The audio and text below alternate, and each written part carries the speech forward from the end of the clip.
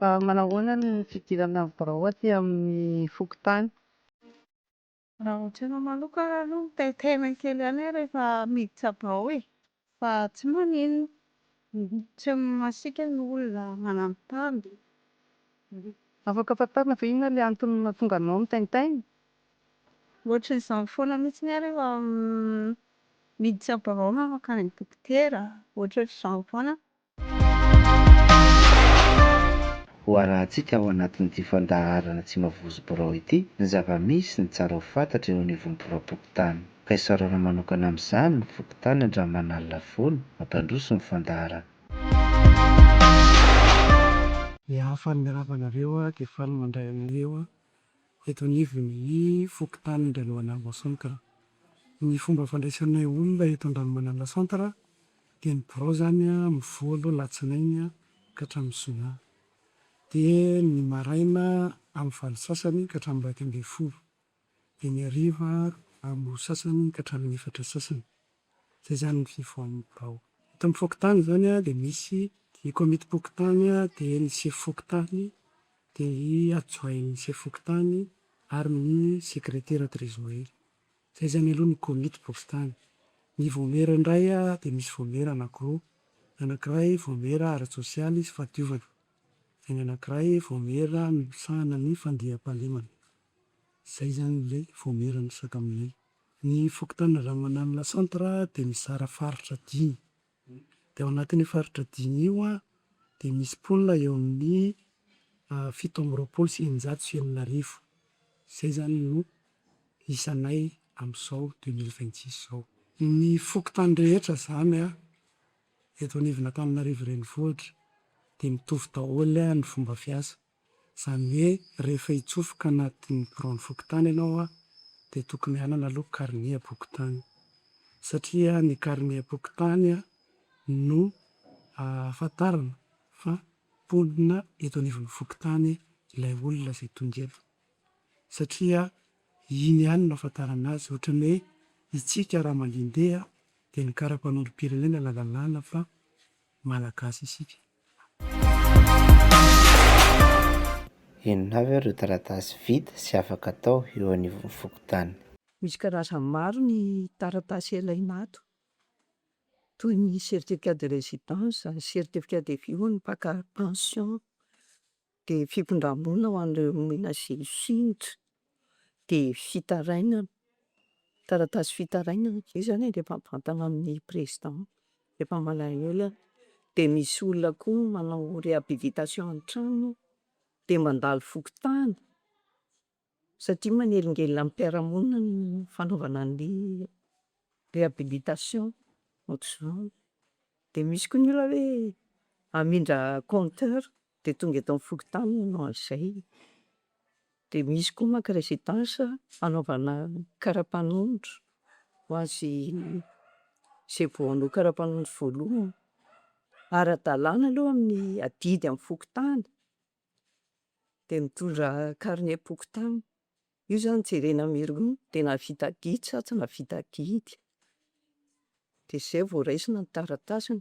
Fa raha ohatra izany tsy ara-dalàna amin'ny adidy dia tsy afaka mahazo taratasy.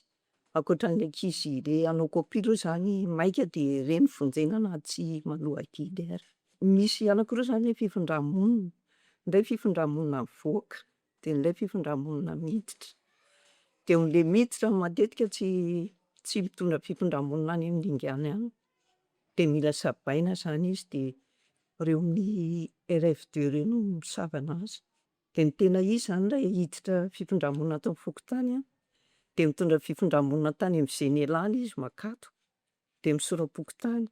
Dia raha mbola tsisy ny carnet pokotany dia misy recensement dia ny ampiarahana amin'ny recensement fotokopian'ny karapanondro ho an'ny manana karapanondro dia fotokopian'ny kopia ho an'ny zaza tsy ampy taona.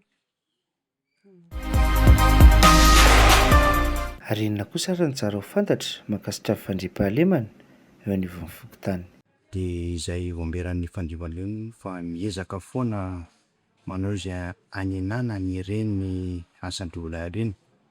Marihana etoana moa fa raha ny eto anivon'ny fokontany dia tsy dia misy ny olona hoe tena eto izy reny tena mpangalatra fa misy ny anivony any amin'ny toerana hafa any de misy ny fiaraha-miasa ho an'ireny tanora zay eto aminay reny zany hoe vitsivitsy izy zany eto anivon'ny fokontany manao an'izay asa ohatra hoe asa fanendahana izay fa ny ankamaroany de ny avy any amin'ny fokontany ivelany any ry zareo no tonga manatanteraka izany resaka ohatra hoe fanendahana izany. Ny fepetra moa fa misy foana amin'ny fanaraha-maso an'ireny de misy ny filazana eto anivon'ny fokontany hoe ararana ny mampiditra olona ao anivon'ny tokantrano izay tsy misoratra ao anatin'ny carnet amin'ny isam-bahoaka.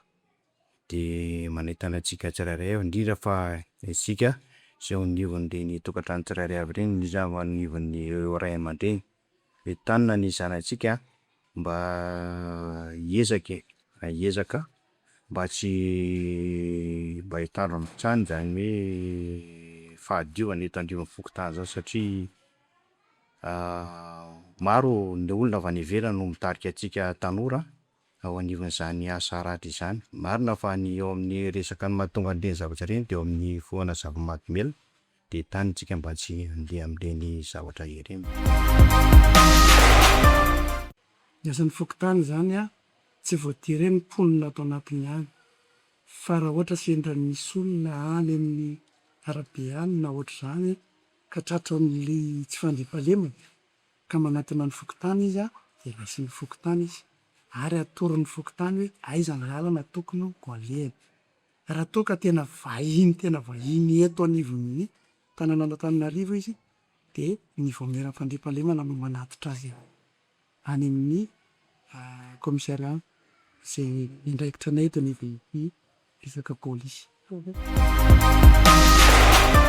Ny fanentanana ho an'ny mponina eto Ambaninganarivony dia ny biraon'ny fokontany de misokatra foana ho an'ny mponina eto Andriananavony.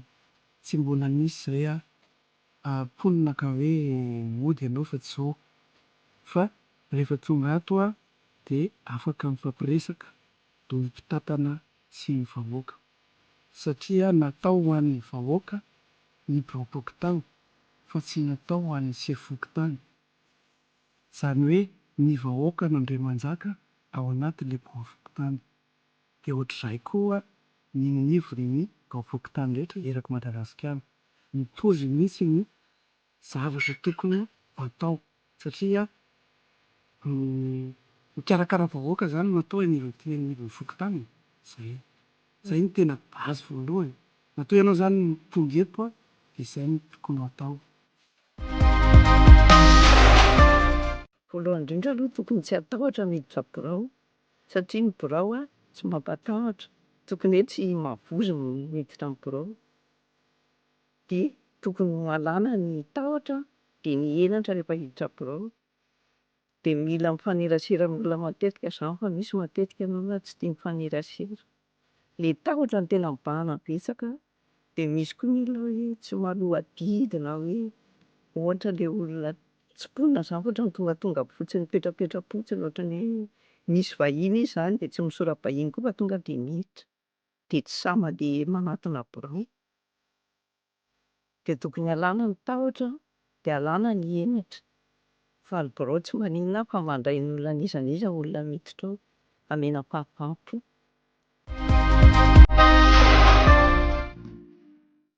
Misaotra anareo nanaraka hatramin'ny farany ny fandaharana. Eto Ampamaralina dia manentana anareo hatrany izahay, aza matahotra miditra birao.